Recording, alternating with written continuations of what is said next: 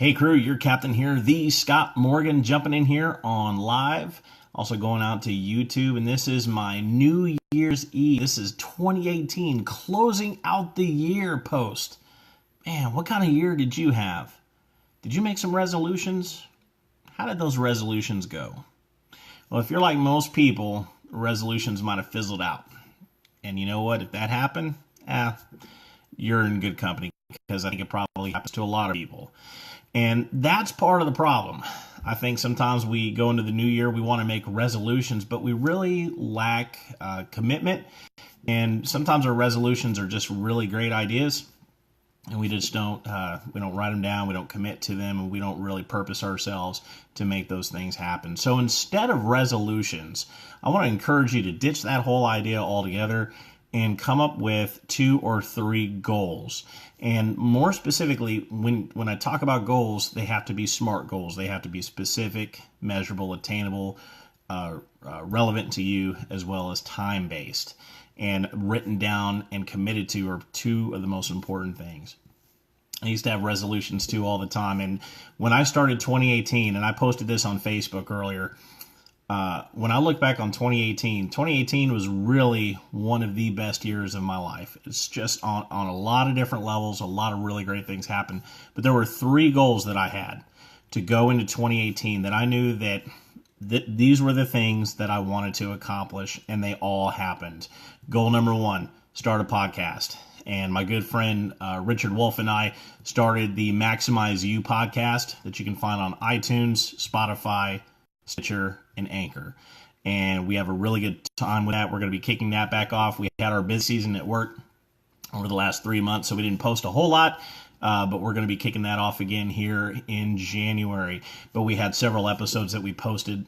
Several of my friends checked in with that, and we're looking forward to bigger and better podcasts. And then through that, and through my involvement with a good friend of mine in a seminar 2 years ago, I got invited to co-host another podcast, the Profiting from Your Passion podcast, with my good buddy Grant Alexander. So I've got 2 really great collaborators that I get to work with. So that was goal number 1, podcast.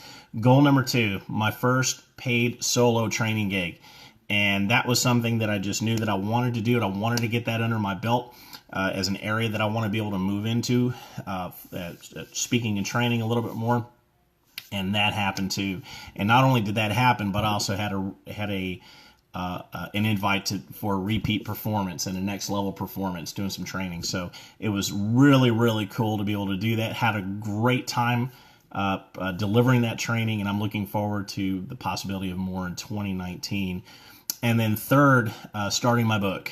And I've been kicking around ideas for books for a long time. I finally made it happen, started the process, and every week, probably not as often as I want to, but every week I'm adding to that book, and it's starting to grow a little bit more, a little bit more, a little bit more.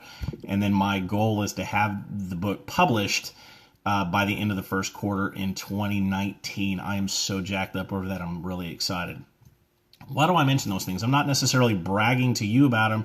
Okay, well, maybe a little bit. Those are big deals to me. Other things happen too, but those were the 3 main goals that I had for 2018.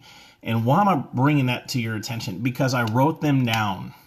I made sure that I wrote those down, specifically what I wanted to see, as Napoleon Hill would say, just that intention. I'm messed up. That really wasn't what he said. Burning desire, I think, is how he phrased it. This is what happens when you go live.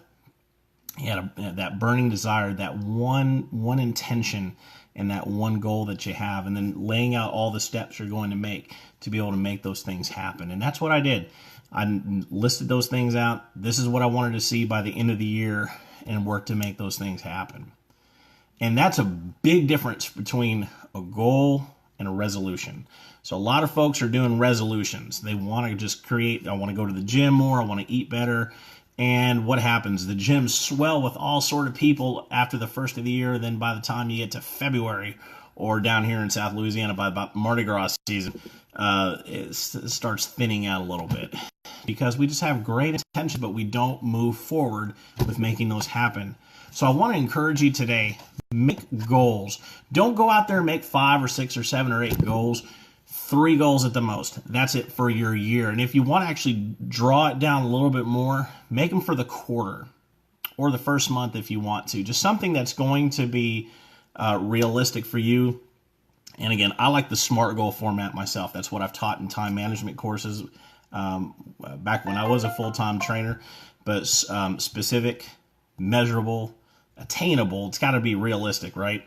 Relevant to you and to your growth and the things that you want to accomplish, and then time-oriented. It's got to have a deadline. So whether it's going to be a 1-year goal, a 1-quarter goal, a 1-month goal, shoot, even a 1-week goal if you need to. If you just want to take some baby steps to make things happen, do it. But write it down. Don't just think it, ink it, as Diamond Dallas Page would say. So make those things happen. And then I would encourage you to go the extra step. 2 things. Number 1, post those goals somewhere where you're going to see them every day. Put them on your bathroom mirror, put them on the visor of your car, on the dashboard, put them by your bedside so you'll see them and wake up